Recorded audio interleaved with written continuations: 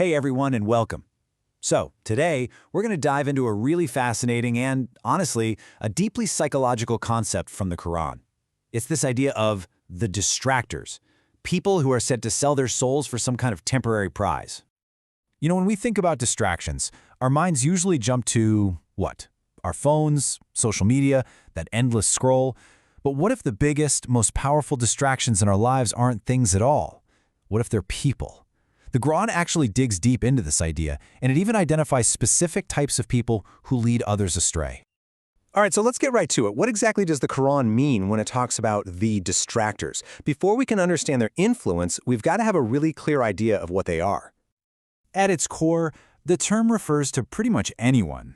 It could be a single person, a whole group, even an institution that actively pulls people away from a path of spiritual guidance. And as we're about to see, their reasons and their methods can be surprisingly different. So the source material breaks this whole concept down into 5 distinct archetypes, or types. And understanding these really helps us see how these misleading influences can show up in our own lives. Let's start with the first one. First up, we have perhaps the most direct archetype. Those who literally, willingly trade something of ultimate value for a quick, temporary gain. Man, this verse is just so powerful. And that phrase, a miserable price, it just hits you, right? It tells you this isn't some logical business deal. It's emotional. It's driven by things like envy. And that's the key right there. It's all about their motivation. This isn't some big philosophical debate for them. Nah, it's about ego, jealousy, or just wanting stuff, like status, money, or fame. They push guidance away because it gets in the way of what they want right now. Okay, let's move on to our second archetype. And this one is considered especially dangerous because they're just so deceptive. We're talking about the hypocrites. See that transactional language pop up again? Purchased error in exchange for guidance. It's like another bad business deal. But here, the verse really stresses the final outcome. The trade was profitless. It was a total loss. So the core element here is concealment. Unlike that first group, these people look like they're on the right path. They blend in, they say all the right things, but secretly, their goal is to undermine and mislead from the inside out, and that's what makes them so dangerous. All right, archetype number 3. This is the one a lot of people might think of as the ultimate source of all distraction. Shaitan, or Satan, and his whole network of allies. Wow. This verse describes a complete takeover, doesn't it? It's not just a subtle suggestion. It's about being so consumed by this influence that you actually forget your core purpose.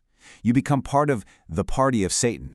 So Shaitan's role here is the prime instigator. The whole goal is just to create chaos, to sow doubt and confusion everywhere. And here's the important part. This isn't a solo mission. A key part of the strategy is to actively recruit human allies to help amplify that distraction. Next up, our fourth archetype. This one focuses on the corrupting influence of power. We're talking about leaders who actively and intentionally misguide their followers. That imagery is it's stark.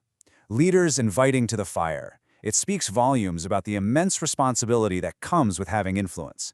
And when that influence is used to mislead, the consequences are just incredibly severe and widespread. And this is where you can really see the scale of the problem. A single misguided leader, whether they're in politics, religion, or even a cultural influencer with millions of followers, they can distract entire communities, even whole nations, just by promoting lies as truth. And that brings us to our fifth and final archetype. This group uses a very different kind of weapon. It's much more social and psychological. It's ridicule. You can just feel the arrogance in that question, can't you? The whole tactic is to reframe faith as foolishness.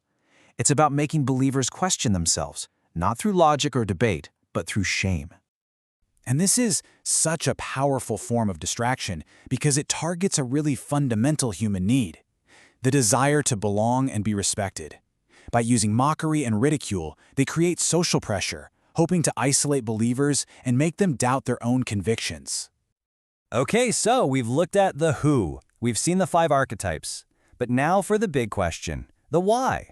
What is this miserable price that they're all paying for? What are they getting in return? When you look at all their motivations, a really clear pattern just jumps out. Everything is temporary. Everything is worldly. It's all about the quick win, A little bit of power, some influence, acceptance from the cool kids, or just feeding one's own ego. In every single case, they are trading something eternal for something immediate. And this verse, well, it just brings it all home. It frames the entire thing as the ultimate bad investment, buying the fleeting life of this world at the cost of the hereafter. And the verse makes it crystal clear. In the end, that trade leaves them with absolutely nothing. You know, this whole framework gives us a pretty powerful lens to view influence and distraction in our own lives. And really, it all boils down to one critical question we have to ask ourselves. This perspective really forces us to think in terms of value, doesn't it? If guidance and having a purpose are truly priceless, then what price are we willing to pay for our distractions? When you look at it that way, it seems the answer is any price is ultimately too high.